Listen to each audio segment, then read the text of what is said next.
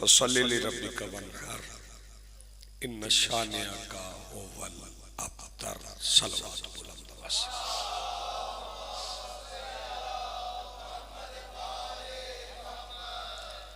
आज के इस जश्न तहनीयत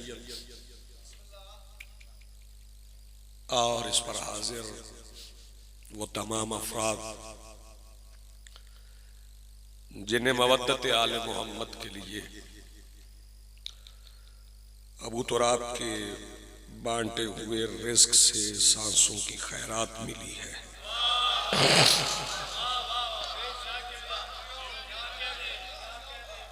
दरखास्त गुजार हूं अपने उस वारिस के हुजूर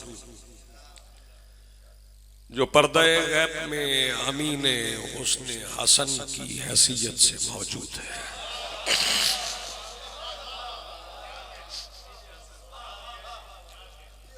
कि कायनात का वो मुतलिकुल अनान मुदब्बिरुल उमूर अपने रुख से हिजाब गैबत हटाए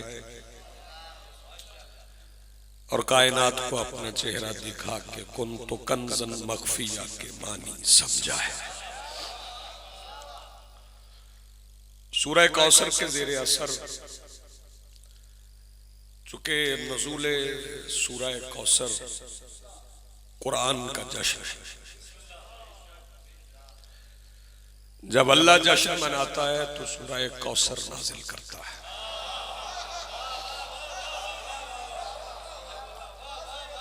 नज़ूले सूरह कौसर बजाते ही उसका जश्न है जो कैफियतें नहीं बदलता। वैसे हम खुश होते हैं और गम से खुशी की तरफ आते हैं, खुशी से गम की तरफ जाते हैं, लेकिन ये उसकी खुशी है जो कैफियतें ही नहीं बदलता। जो अपनी जात व सिफात में खुशी से गम की तरफ और गम से खुशी की तरफ नहीं आता। उसने कर्म किया और सरकार हसन बादशाह की आमद के बाद उन लोगों का मुंह बंद कर दिया जो मुस्तफा को अबतर समझते थे। ये समझ ले कि मौला रसूल, मौला अमीर और हिजाबे किबरिया मखदूम आलमीन की आमद के बाद मौला हसन की आमद फतेह मुबाला के लिए जाने वाले कारवान में चौथे किरदार की आमद है।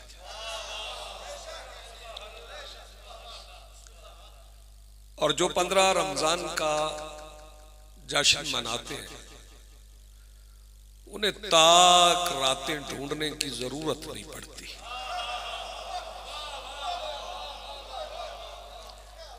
वैसे तो लैलतुल कद्र बंदे खो बैठे, उन्हें नहीं मिल रही, और जिनका मौला हसन से ताल्लुक ना हो उन्हें लैलतुल कद्र नहीं मिलती। वो इसलिए कि हसनैन के बाबा की विलायत दिल में ना हो तो अपना बाप नहीं मिलता, लैलतुल कद्र कैसे?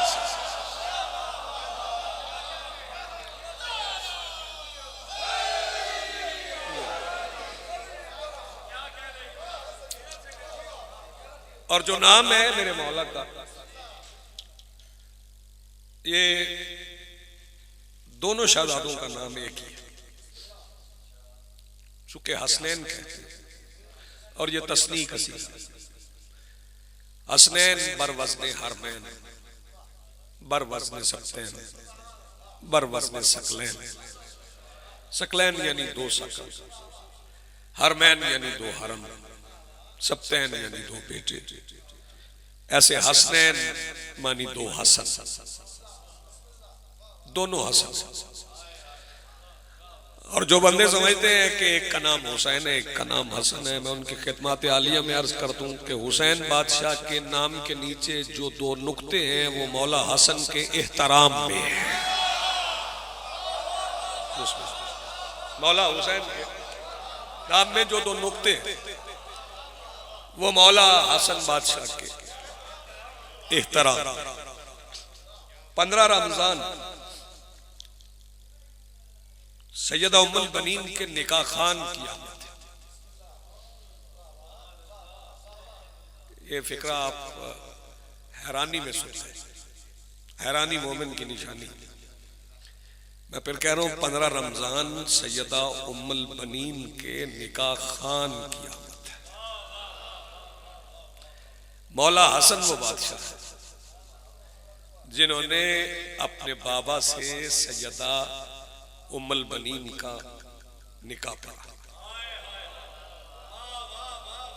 मौला हसन ने पढ़ा और मौला हसन बादशाह के खुतबात अगर पढ़े तो मौला ने जो मुफाखरा किया ना पूरी कायनात पे, मौला ने फरमाया अंबिया औसिया में से कोई भी मुझ जैसा नहीं।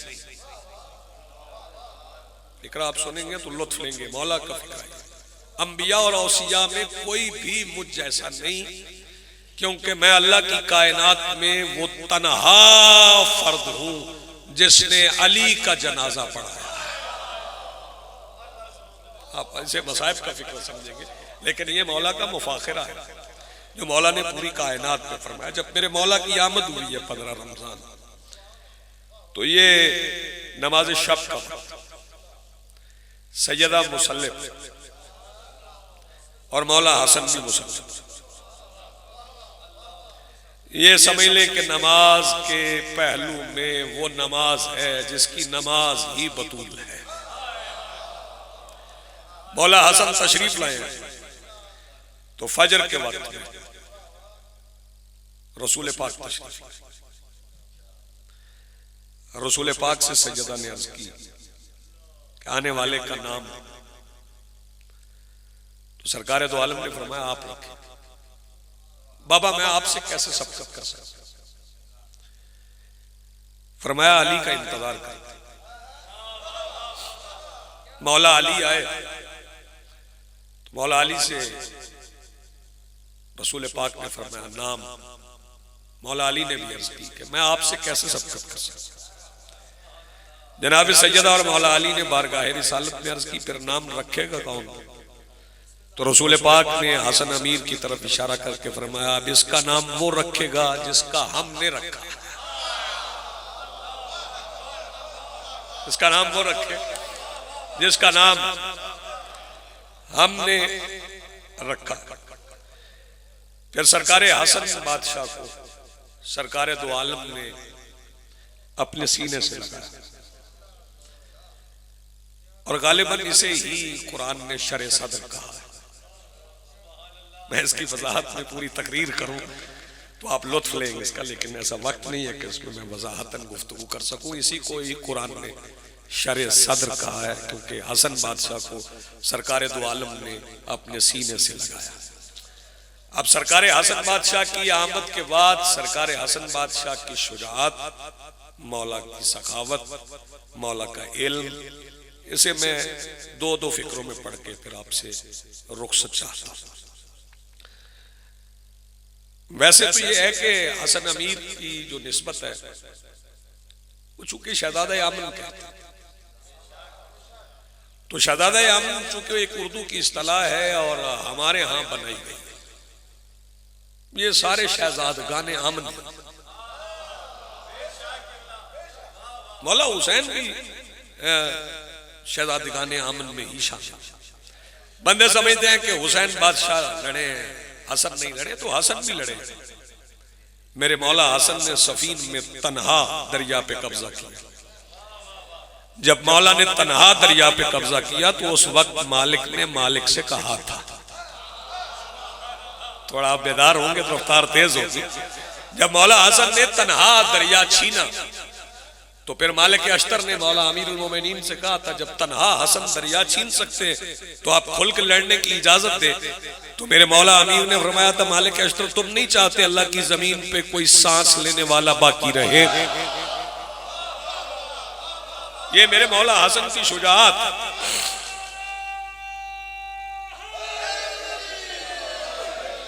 जी हाँ सलामत, आपकी जिंदगी बहुत अच्छा आप सुन रहे हैं, वरना जितना अच्छा ज़ुहैब पढ़ गया उसके बाद पढ़ना जरा मुश्किल था। और बिलखुसूस जो आखिरी वाक़या ना आखिरी कसीदा जो है वो बहुत कमाल आपने पढ़ा, बहुत जबरदस्त कसीदा था। अल्लाह आपकी जुबान में और तासीर अता फरमाए। और फिर अगर बंदे ये समझते हैं कि मौला का इल्म, तो सरकार दो आलम मौला हसन को हमेशा खुतबा देते हुए गोद में रखते थे।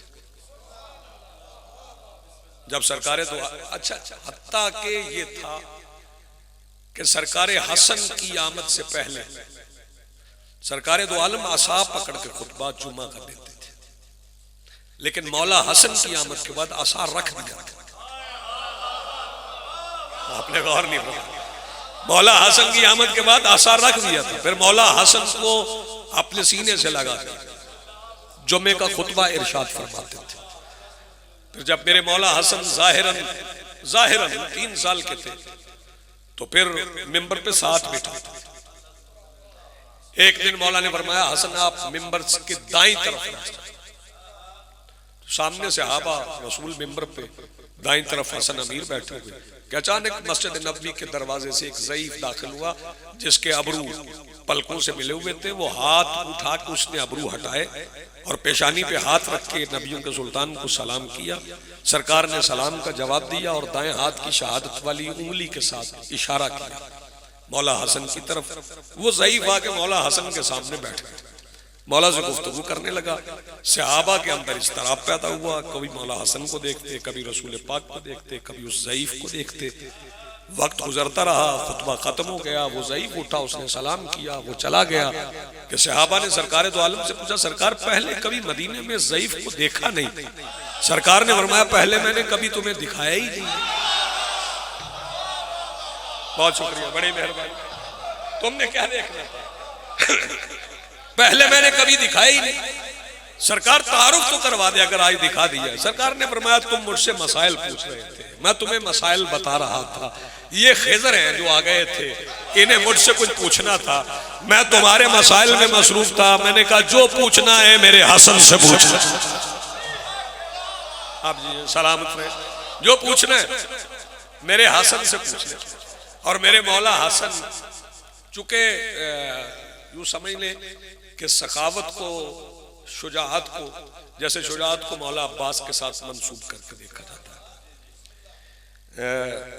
जैसे सरदों को मौला सज्जाद के साथ देखा जाता है, जैसे इल्म को मौला बाकिर के साथ देखा जाता है, वैसे सखावत को मौला हसन के साथ देखा जाता है। एक फिक्रा में फर्क है। अकार भाई मैं एक फिक्रा करूँ, ज़ुहैब इस फिक्रे का लुत्फ़ सुनो। मेरे पास इससे बेहतर फिक्रा कोई नहीं। अगर मैं सखावत को बिल्कुल समेट लूँ ना एक फिक्रे में अपनी तय, वैसे तो नहीं समेटी जा सकती, तो खिताबत के अंदाज में मैं सिर्फ इतना ही कह सकता हूँ कि हसन अली का खदीजा मिजाज बेटा है। बहुत शुक्रिया, बड़ी मेहरबानी, मेरा हिस्सा मिल गया, खैरात मिल गया। हसन अमीर अली बादशाह के खदीजा मिजाज बेटे। और तवज्जो फरमाइए, मौला अब्बास को अलम मौला हुसैन ने नहीं दिया, मौला अब्बास को अलम मौला हसन ने दिया। मौला अब्बास को अलम मौला हसन ने दिया। और बाबुल हवाइज का लक़ब मौला अब्बास तक पहुंचाया भी मौला हसन ने, रखा नहीं, पहुंचाया मेरे मौला हसन। और मौला हसन ने ही फरमाया था, अब्बास तेरे हाथों से मस होने वाला अलम लोहे महफूज पे कलम का काम करेगा। आप फिक्रा कहाँ गए हैं? लोहे महफूज पे कलम का काम करेगा। बंदे ये समझते हैं मौला हसन के हाथ में कलम है और मौला हुसैन बादशाह ने जिहाद किया। जो मौला हसन ने कलम से किया है ना, वही मौला हुसैन ने तलवार से किया। तवज्जो। और मैं यहाँ पे एक फिक्र कहना चाहता हूँ, चूंकि अमन में सुलह में सुलह हुदैबिया देखें और मौला हसन की सुलह देखें तो दोनों बराबर ही, शरायत में भी बराबर है। हम इसे सुलह कहते हैं, वैसे ये मुआहिदा था। तारीख ने सुलह लिख दिया तो अब चल रहा है, सारे सुलह ही पढ़ रहे हैं। हुदैबिया भी एक मुआहिदा था, सुलह का मतलब तो ये होता है कि एक दूसरे को तस्लीम कर लिया। ये तस्लीम नहीं किया गया, मुआहिदा हो गया। जैसा हुदैबिया में था वैसा मौला हसन ने किया। मौला हसन भी रसूल पाक की जगह पे बैठ के मुआहिदा कर रहे थे। मैं इससे बेहतर किनाये से गुजर नहीं सकता। रसूल पाक की जगह पे बैठकर ही मुआहिदा कर रहे थे। और जब मुआहिदा हो गया तो जनाबे हुज्र बिन अदी ने मौला हसन से कहा, मौला इजाजत दें हमला करें। तो मैं तो आपके बाबा का सिपाही। मौला ने फरमाया, हमला करने को तुम क्या समझते हो? मैं नहीं लड़ सकता। हम लड़ेंगे तो हम जीत जाएंगे। ऐसा मुमकिन ही नहीं हसन निकले लड़ने को और जीते ना। मैं लड़ूंगा तो मैं जीत जाऊंगा। तो मौला फिर लड़ते क्यों नहीं? फरमाया, ये जाहिरन नमाज पढ़ते हैं, लोगों के सामने रोजे रखते हैं, हज पे जाते हैं। अभी इन्होंने अपने आप को छुपाया हुआ। अगर मैं लड़ूंगा तो मैं जीत जाऊंगा, सबको मार दूंगा। लोग कहेंगे नमाजी मार दिए, रोजेदार मार दिए, हाजी मार दिए। मौला इंतजार कब तक करना? फरमाया, जब तक इनकी नस्ल में छुपा हुआ यजीद बाहर नहीं आ जाता। बहुत शुक्रिया, बड़ी मेहरबानी। जब तक इनकी नस्ल में छुपा हुआ यजीद बाहर नहीं आ जाता, इसका मतलब है मौला हुसैन को मारने के लिए यजीद हसन ने निकाल के दिया। फिर मौला हुसैन ने उसे शिकस्त दी। अच्छा, मौला के खुतबात पे, सखावत पे बात करते जाए तो रात भी कम है।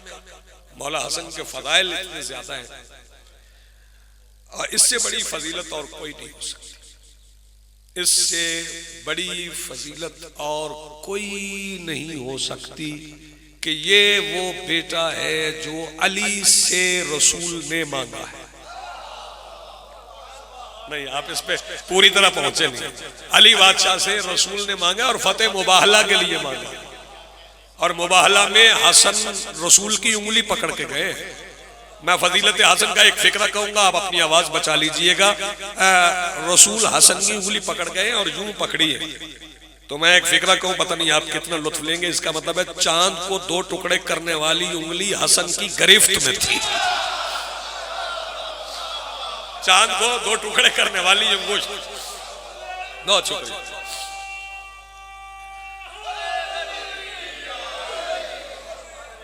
मौला हसन की गिरफ्त में थी। मुबाहला में भी ऐसे गए, रसूल पाक के साथ गए। तवज्जो फरमाइए। और एक फजीलत जो पढ़ने वाले अमूमन छोड़ जाते हैं और उसे सरफे नजर नहीं करना चाहिए। मौला हसन उस बादशाह को कहते हैं, तवज्जो फरमाइए, वो बादशाह रिज़्क कैसे तकसीम करता है जिसके एक बेटे का नाम ही कासिम है। आपने गौर नहीं फरमाया, वो बादशाह रिज़्क कैसे तकसीम करता है जिसके एक बेटे का नाम ही कासिम है। और याद रखिएगा कि इनके नाम हमेशा इस्म बा मुसम्मा होते हैं।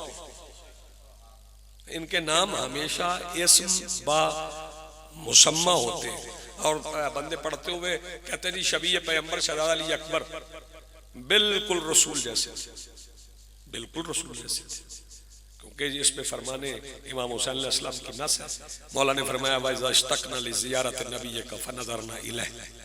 इसी तरह मौला हसन भी फरमाते थे, वइज़्तक़ना लिज़ियारत वली का फनज़रना इलैह। अल्लाह, जब मेरा दिल चाहता है मैं तेरे अली की ज़ियारत करूं, मैं कासिम को देखता हूं। मौला कासिम के बाप होना भी एक बहुत बड़ी फजीलत है मेरे मौला हसन की। और फिर मेरे मौला हसन कभी भी सलवात पढ़ ले बुलंद आवाज से।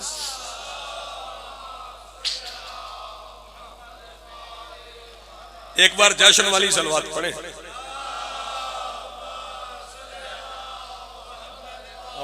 क्या हाल है रणवी साहब, खैरियत से? ठीक है, रणवी साहब बैठ जाएं तो मैं एक शेर सुनाता हूं, फिर आगे बढ़ते हैं।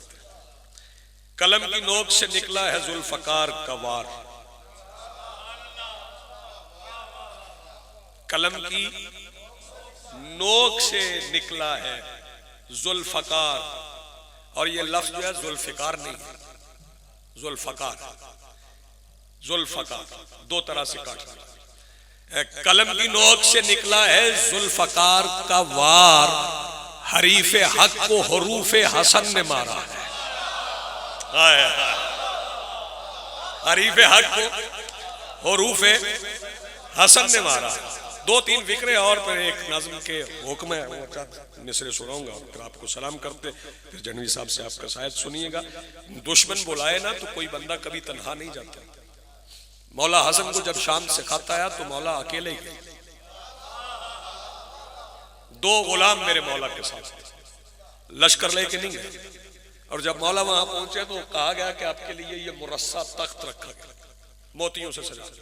मौला ने फरमाया नहीं, ये तख्त बादशाहों के लिए होता है, वलियों के लिए मिंबर होता है। हमारे लिए मिंबर लगाया। मौला मिंबर पे, तख्त पे नहीं बैठे, मौला मिंबर पे बैठे। और जब मौला मिंबर पे बैठे तो हाकिम ने रोब जमाने के लिए अशरफियों का ढेर मौला के सामने लगा। मौला ने फरमाया जितना दे सकते हो उतना दो। कहने लगा हसन आप क्या समझते हैं, मेरे खजाने खत्म हो जाएंगे। ढेर लगाया जा रहा था कि अचानक दरबार के दरवाजे से एक शख्स दाखिल हुआ जिसने कपड़े में कुछ लपेटा हुआ। मैं पहले उस शख्स की खुशबख्ती आपको बताऊं कि उसका बख्त कितना बुलंद है। वो चलता है, भरा हुआ दरबार है। मौला ने फरमाया आजा, इलैया इलैया इलैया, करीब आके मिंबर के नीचे बैठ गए। मौला ने फरमाया मिंबर की सबसे नीचे वाली सीढ़ी पे बैठ। वो मिंबर की नीचे वाली सीढ़ी पे बैठा। उसने कहा मौला अपना पैर दीजिए। मौला ने पैर दिया, उसने अपनी गोद में रखा। कैसा बख्त था उसका कि मौला हसन का पैर उसकी गोद में था। उसने नालैन में से पहली नाल मौला के समझ ले के पैर को पेश किए। हाँ, सजाई नहीं है, पेश की। फिर दूसरी नालैन पहने गए। जब नालैन पहने गए तो मौला ने फरमाया ये जो अशरफियां पड़ी है ना, ये समेट ले, उठा ले। उसने कहा मौला मैं बख्शिश चाहता हूं। मौला ने फरमाया बख्शिश तेरे मुकद्दर में तब हो गई थी जब तूने मेरा जूता सीने का कसद किया था। बख्शिश तेरे लिए हो गई। कहने लगा मौला भाई तवज्जो, फिक्रा सुनिएगा जो मौला ने इरशाद फरमाया, बंदे डरते हुए नहीं पढ़ते। कहने लगा मौला मुझे जूते की कीमत नहीं चाहिए। मौला ने फरमाया इसमें हिम्मत ही नहीं, हसन के जूते की कीमत दे। शाम की हुकूमत में इतनी शक्कत नहीं है कि हसन के जूते की कीमत अदा करे। ये तुम्हें मैं इस नालैन का सदका दे रहा हूं। मौला ने वो खैरात कर दिया। मौला ने खैरात कर दिया कि दरबार में एक बार मौला हसन के लिए सलवात की आवाज बुलंद, जो दुश्मन के दरबार में बता दे कि अलैहिस्सलात कौन है और अलैहिल्लान कौन है। सारे दरबार ने सलवात पढ़ी कि एक बंदा रोकने के लिए खड़ा हो। उसने कहा हसन जरा अपना तफसीली तारुफ शाम वालों को करवाओ। मौला ने फरमाया मैं करवाता हूं तारुफ, पहले तू अपना नाम बता। उसने कहा मैं फुला बिन फुला। मौला ने फरमाया मैं आदिल बाप का आदिल बेटा हूं। तू वहां दूर से कह रहा, सबने सुना नहीं, मेरे करीब यहां आके बता। उसने कहा जी मैं फुला बिन फुला। मौला ने कहा अपना नाम ना बता, ये तू बिन फुला कह रहा ना, ये फिर बता। उसने कहा ये मेरे बाप का नाम है। मौला ने फरमाया ये वही नहीं जिसने मेरे नाना को अबतर कहा था। उसने कहा जी वही है। मौला ने फरमाया तू कुरान नहीं पढ़ता। उसने कहा जी पढ़ता हूं। मौला ने फरमाया तूने पढ़ा नहीं इन्ना शानिया का हुआ लबतर, जो तुम्हें बे औलाद कहे वो खुद बे औलाद होता है। कुरान तेरे बाप को बे औलाद कह रहा, तू किसका बेटा? आप जी कुरान तेरे बाप को बे औलाद कह रहा, फिर तू किसका बेटा? वो फौरन निकला और बैठा। मौला ने फरमाया मैं अपना तारुफ आगाज कर। मौला ने पहला फिक्रा कहा कि आदम को जो नाम तालीम किए गए उनमें चौथा नाम मेरा। मौला ये फिक्रा कह रहे थे कि मजमे में से कोई उठा चाहता था कि मौला ने फरमाया बैठी रहे।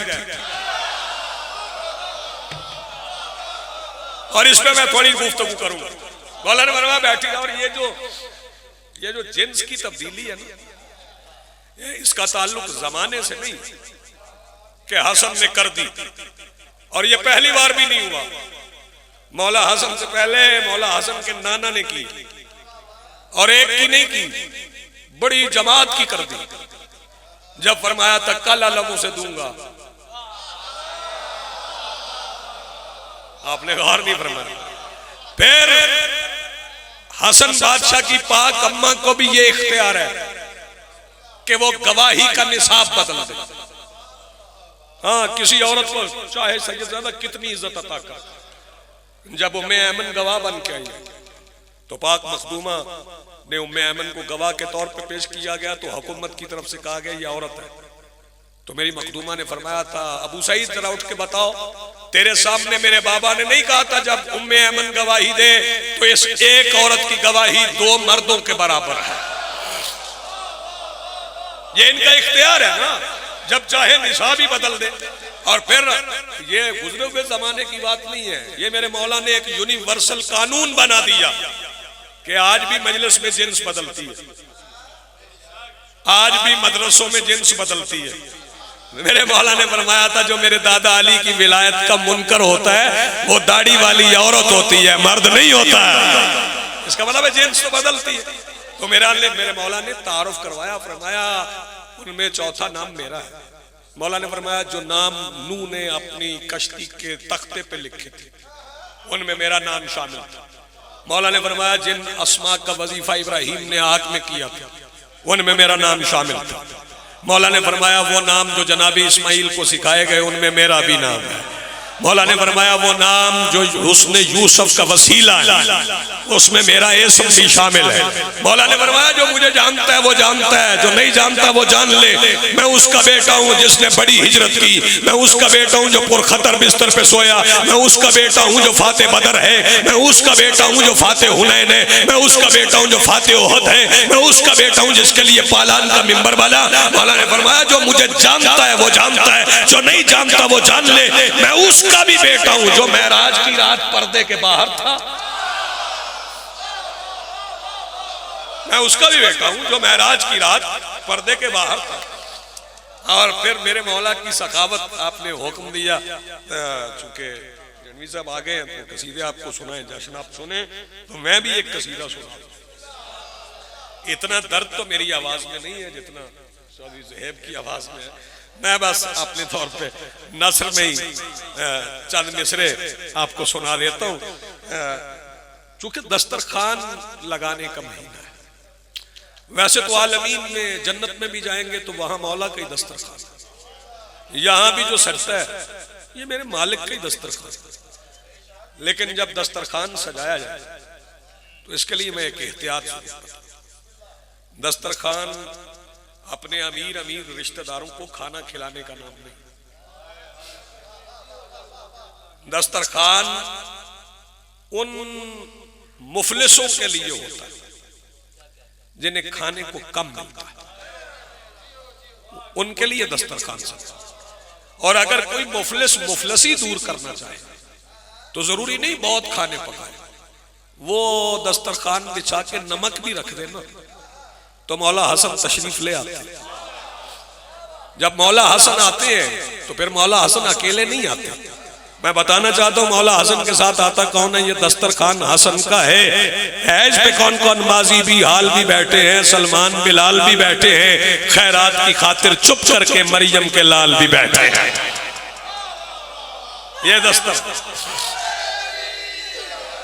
ये दस्तरखान हसन का है, मादी भी हाल भी बैठे हैं, सलमान बिलाल भी बैठे हैं, खैरात की खातिर चुप करके मरियम के लाल भी बैठे हैं।